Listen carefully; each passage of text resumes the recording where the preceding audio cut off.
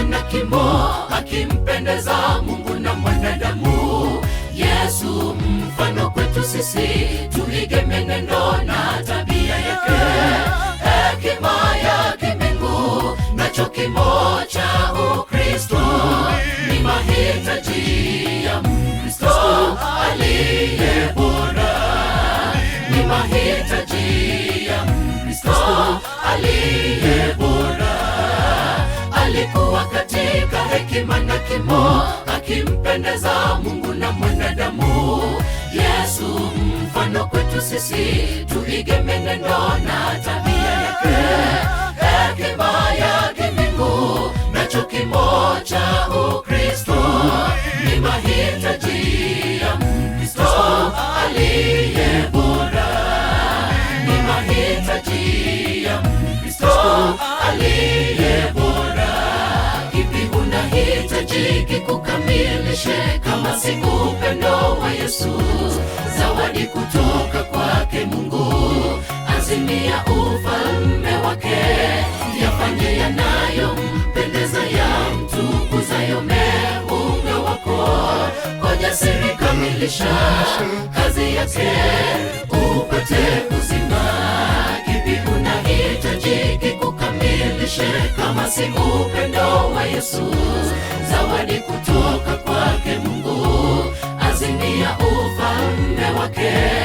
Yafanye yanayompendeza, yamtukuzayo Muumba wako. Kwa jasiri kamilisha kazi yake, upate uzima.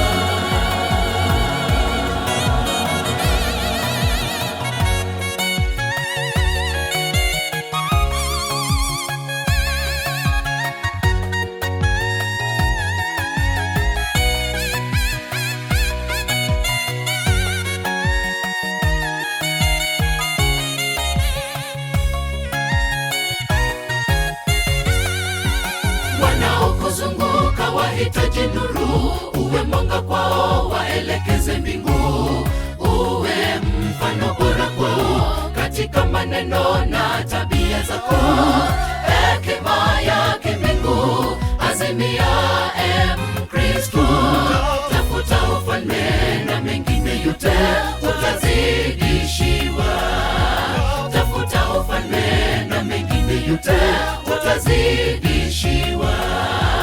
Wanaokuzunguka wahitaji nuru, uwe mwanga kwao, waelekeze mbingu. Uwe mfano bora kwao katika maneno na tabia zako. Hekima ya kimbingu azimia, Mkristo. Tafuta ufalme na mengine yote utazidishiwa. Tafuta ufalme na mengine yote utazidishiwa.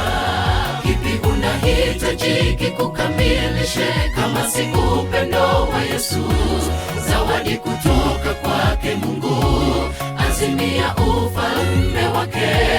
Yafanye yanayompendeza, yamtukuzayo Muumba wako. Kwa jasiri kamilisha kazi yake, upate uzima.